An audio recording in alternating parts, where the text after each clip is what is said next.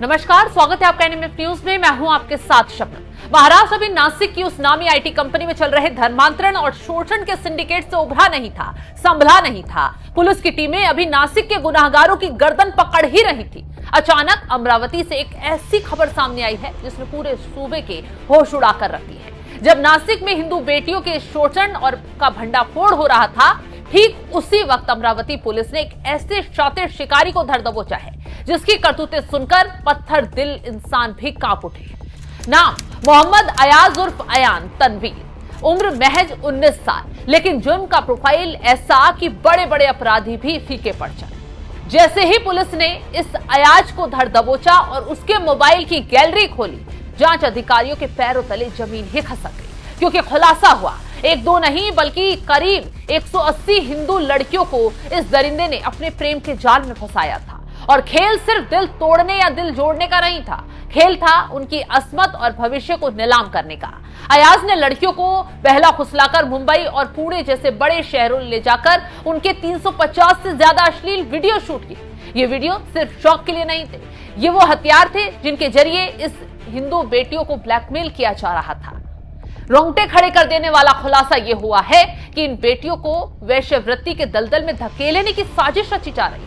WhatsApp और Snapchat पर उर्दू भाषा में बाकायदा ग्रुप बनाए गए थे जहां इन लड़कियों को निशाना बनाने की प्लानिंग होती थी। क्या ये अयाज अकेले काम कर रहा था या ये किसी बड़े अंतरराष्ट्रीय गिरोह का मोहरा है जो हिंदू बेटियों के सम्मान को बाजार में बेचने की फिराक में था? पुलिस का साइबर सेल अब उन डिलीट किए गए डेटा और गुप्त चैट की कड़ियां जोड़ रहा है जो इस खौफनाक सच को पूरी तरह दुनिया के सामने लाएगा। अयाज इतना शातिर और रसूखदार था, इसका अंदाजा उसकी सोशल मीडिया प्रोफाइल से लगाया जा सकता है। ये शिकारी खुद को महज एक अपराधी नहीं बल्कि एक उभरता हुआ नेता बताता था।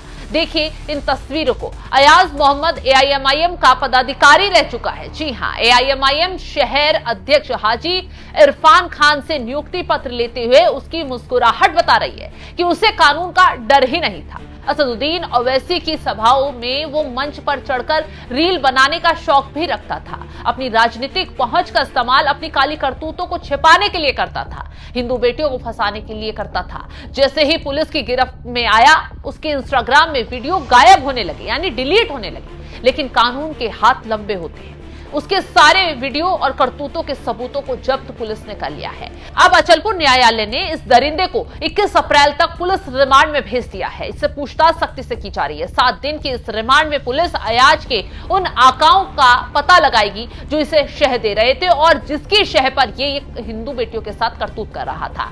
पुलिस अब ये सभी खंगाल रही है कि क्या ये अश्लील वीडियो किसी गिरोह को बेचे गए थे, क्या इसके तार किसी स्लीपर सेल या धर्मांतरण गैंग से जुड़े हुए हैं, क्योंकि इस केस में हर बीते घंटे के साथ एक नया और चौंकाने वाला खुलासा हो रहा है। इस घटना के बाद पूरे अमरावती में तनाव का माहौल है, हिंदुओं का खून खौल उठा है। बीजेपी सांसद डॉक्टर अनिल बोंडे ने इस मामले में मोर्चा संभाला, शिकायत पुलिस को दी। उन्होंने पुलिस अधीक्षक को सौंपे गए अपने ज्ञापन में 2 टूक कह दिया है, ये अब बर्दाश्त से बाहर है। अगर इस मामले में तुरंत एसआईटी का गठन नहीं हुआ और उन सभी चेहरों को बेनकाब नहीं किया गया जो अयाज के पीछे खड़े हैं, तो एसपी ऑफिस के बाहर उग्र आंदोलन किया जाएगा।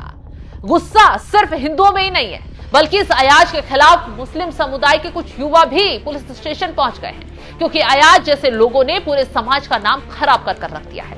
सवाल बहुत बड़े हैं, क्या यह सिर्फ एक अयाज है या सैकड़ों अयाज गलियों में अभी इसके साथ मिलकर घूम रहे हैं? क्या हमारी बेटियां अब डिजिटल दुनिया के इन कसाईयों से सुरक्षित हैं? अमरावती पुलिस की यह कार्रवाई तो महज शुरुआत है। अभी उन बड़े नामों का आना और बाकी है जिन्होंने इस 19 साल के लड़के को 180 बेटियों की जिंदगी बर्बाद करने की हिम्मत दी। हमारी नजर इस खबर पर बनी रहेगी क्योंकि ये सिर्फ एक खबर नहीं है, ये हर हिंदू बेटी की सुरक्षा का सवाल भी है। फिलहाल आप इस खबर को लेकर क्या कुछ राय रखते हैं, क्या कुछ सोचते हैं? कमेंट बॉक्स में जरूर अपनी राय बताएं। अमरावती पुलिस के अंडर में परतवाड़ा पुलिस स्टेशन में 2 दिनों से जो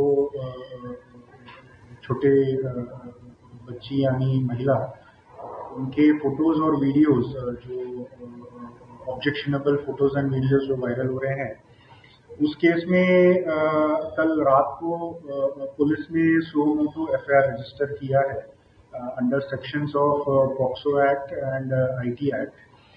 एंड इसके अलावा आरोपी नंबर 1 जिसने ये फोटो और वीडियो रिकॉर्ड किए हैं उनको हमने अरेस्ट किया है एंड उनके साथ में जो मोबाइल डिवाइस जिसमें उन्होंने रिकॉर्डिंग किया है वो भी हमने जब्त किया है एंड ऑल्सो साथ में आरोपी नंबर 1 को इंटरोगेशन के दौरान में जो हमको इन्फॉर्मेशन मिला उससे हमने आरोपी नंबर 2 को आइडेंटिफाई किया है एंड उनको भी आरोपी नंबर 2 को भी हमने कस्टडी में लिया है एंड उनका भी इंटरोगेशन शुरू है एंड उनको भी हम अटक करने वाले हैं।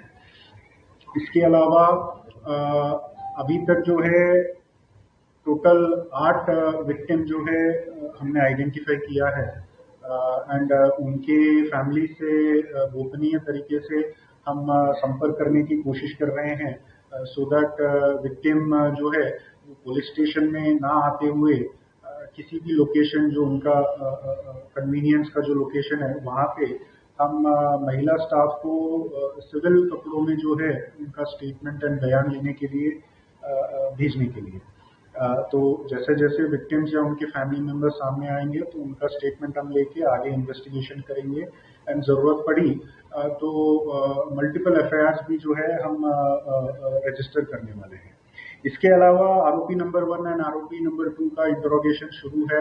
उनसे हम पता लगाने की कोशिश कर रहे हैं कि इस पूरे मैटर में कुछ और आरोपी हैं क्या, ये भी हम प्रयास कर रहे हैं। साथ में जिसने भी वायरल किया है उनको भी आइडेंटिफाई करने की कोशिश कर रहे हैं। साथ में अगर इतर मोबाइल डिवाइसेस जिसमें रिकॉर्डिंग या वरना डाटा स्टोरेज किया गया हो तो उसको भी हम आइडेंटिफाई करने की कोशिश कर रहे हैं एंड मोस्ट इम्पोर्टेंटली आरोपी नंबर 1 से हम निष्पन्न करने की कोशिश कर रहे हैं कि और कितने विक्टिम्स है करके। इसके अलावा मेरी रिक्वेस्ट रहेगी कि अगर इस मैटर में अगर किसी के पास भी अगर कोई इंफॉर्मेशन हो या कोई एविडेंस हो तो कृपया करके आप कॉन्फिडेंशियली जो महिला अधिकारियों का नंबर जो है हमने शेयर किया है वो संबंधित महिला अधिकारियों को आप संपर्क कर सकते हैं एंड कॉन्फिडेंशियल पद्धति से आपके कन्वीनियंस के जगह और टाइम के हिसाब से आपको संपर्क करके ये आपसे जो है इंफॉर्मेशन हम लेंगे। इसके अलावा साइबर सेल अमरावती रूरल जो है पिछले 2 दिनों से महाराष्ट्र साइबर डिपार्टमेंट इनके संपर्क में है और हम अपनी तरफ से पूरा प्रयास कर रहे हैं कि जो भी ये फोटो और वीडियो वायरल हुए हैं इंटरनेट में इनको डिलीट करने के लिए एंड अभी तक जो टेलीग्राम चैनल्स जिसमें ये वायरल हो रहे थे उसको हमने काफ़ी पैमाने पे जो है हमने डिलीट कर दिया है एंड जैसा जैसा जो भी ऑब्जेक्शनेबल आ रहे हैं उसको हम आइडेंटिफाई करके डिलीट कर रहे हैं। एंड लास्टली मेरा मीडिया पर्सन से रिक्वेस्ट रहेगा कि कृपया करके विक्टिम की आइडेंटिटी डिस्क्लोज हो ऐसा कुछ आप करिए मत एंड जो भी आप फोटो या वीडियो या बाइट करके जो भी आप चला रहे हैं तो काइंडली इंश्योर कीजिए कि उसमें विक्टिम का फेस जो है कम्प्लीटली आप ब्लॉक कर दीजिए या डार्कन कर दीजिए सो दैट जो व्यूअर है उनको समझ में ना आए कि ये विक्टिम कौन है। सर आज आरोपी को कोर्ट में लेके गए, कितनी दिन का पिक्चर में? आरोपी नंबर 1 को हमने कल रात को अरेस्ट किया था और आज हमने उनको कोर्ट के सामने पेश किया है एंड कोर्ट ने 21 अप्रैल तक का जो है हमको पीसीआर दिया है। सर नंबर ऑफ फोटो और वीडियो कितने हैं?